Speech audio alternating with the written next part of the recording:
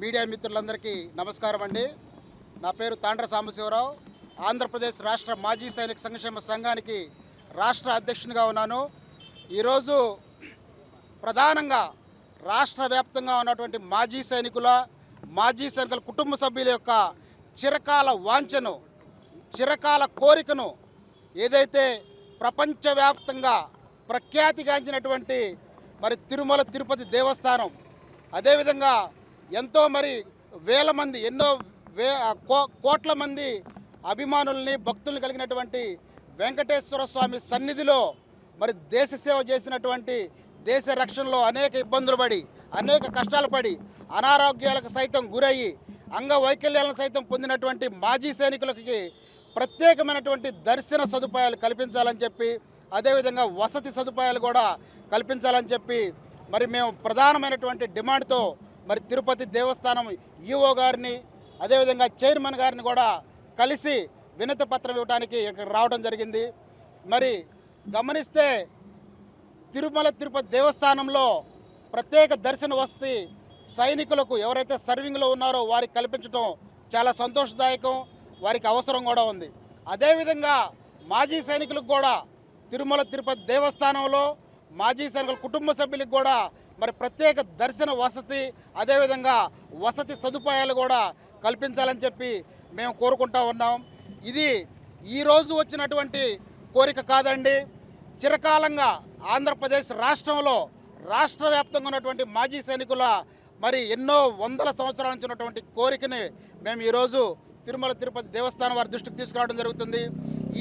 ఈ విషయం మీద, మాజీ సైనికులకు ప్రత్యేక దర్శన వసతి కల్పించే విషయం మీద ఇక్కడ ఉన్నటువంటి స్థానిక మాజీ సైనిక సంక్షేమ సంఘాలు ఆల్రెడీ రిక్వెస్ట్ కూడా ఇవ్వడం జరిగింది. పరిశీలిస్తాము, వెంటనే మీ మాజీ సైనికులు దేశ సేవలో ఎంతో తరించారు, మీకు ఇవ్వాల్సిన బాధ్యత మాకు కూడా ఉందని చెప్పి గతంలో చైర్మన్ గారు కానీ గతంలో ఈఓలు కానీ చెప్పడం జరుగుతుంది. కానీ ఆచరణలో అది జరగటం లేదు. దీని మీద మేము రాష్ట్ర దేవాదాయ ధర్మాదాయ శాఖ మంత్రి గారు ఆనం రామనారాయణ రెడ్డి గారిని కూడా సెక్రటేరియట్లో స్టేట్ కమిటీ తరపున వెలగపూడికెళ్ళి కలిసి వినతి పత్రాన్ని ఇవ్వటం, వారు కూడా సానుకూలంగా స్పందించడం చాలా సంతోషదాయకం. ఇప్పుడు ఈఓ గారికి డైరెక్ట్గా చైర్మన్ గారికి కూడా కలవడానికి మేమందరూ ఇక్కడ రావడం జరిగింది. ఈ సందర్భంగా ఇంకొక కొన్ని ప్రధానమైన డిమాండ్ అయితే వసతి, దర్శన సదుపాయాలు కల్పించాలని చెప్పి మా ప్రధాన డిమాండ్ ఉంది. ఇంకొక సందర్భం, ఇక్కడ తిరుమల తిరుపతి దేవస్థానంలో సెక్యూరిటీకి సంబంధించి ఏదైనా ఉద్యోగ సదుపాయాలు మాజీ సైనికులకు అధిక శాతంలో కల్పించాలని చెప్పి కూడా మేము డిమాండ్ చేస్తూ ఉన్నాం, కోరుతూ ఉన్నాం. ఇక్కడ కొంతమంది ఈఓ గారి మీద కూడా కొన్ని డిపార్ట్మెంట్ల నుంచి, రకరకాల డిపార్ట్మెంట్ల నుంచి మాజీ సైనికులను తగ్గించి వేరే వాళ్ళకి సంబంధించిన డిపార్ట్మెంట్లో వాళ్ళని పెట్టుకోవాలని చెప్పి ఒత్తిడి వచ్చినప్పటికీ మాజీ సైనికుల్ని తొలగించే ప్రసక్తే లేదు.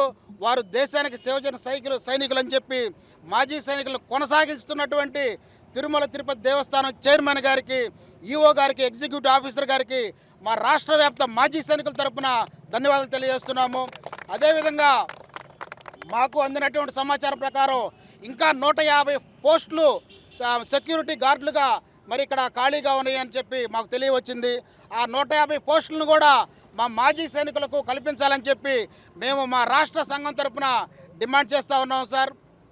ప్రత్యేకంగా తిరుమల తిరుపతి దేవస్థానంలో వసతి మరియు దర్శన సదుపాయం చిరకాల వాంఛ. మాజీ సైనికులు ఈ రోజున స్టేట్ కమిటీ, ఆంధ్రప్రదేశ్ రాష్ట్ర మాజీ సైనిక సంక్షేమ సంబంధించిన ఇంతమంది మాజీ సైనికులు, ఇంతమంది మాజీ సైనిక సంక్షేమ సంఘాల నాయకులు ఇక్కడికి వచ్చారంటే రాష్ట్రం వ్యాప్తంగా ఉన్నటువంటి 1,10,000 మంది మాజీ సైనికులు, వారి కుటుంబ సభ్యులు ఆత్రంగా ఎదురుచూడటం మీ అందరికీ తెలిసిన విషయమే.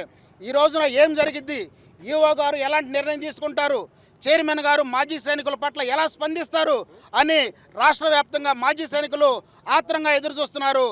వారి యొక్క కోరికను, వారి యొక్క చిరకాల ఆత్రాన్ని ఈఓ గారు కానీ చైర్మన్ గారు కానీ దృష్టిలో పెట్టుకొని దయచేసి ఆంధ్రప్రదేశ్ రాష్ట్రంలో ఉన్న మాజీ సైనికులకు తిరుమల తిరుపతి దేవస్థానంలో ప్రత్యేకమైనటువంటి వసతి సదుపాయాలు, దర్శన సదుపాయాలు కల్పించాలని చెప్పి మేము కోరుకుంటా ఉన్నాం.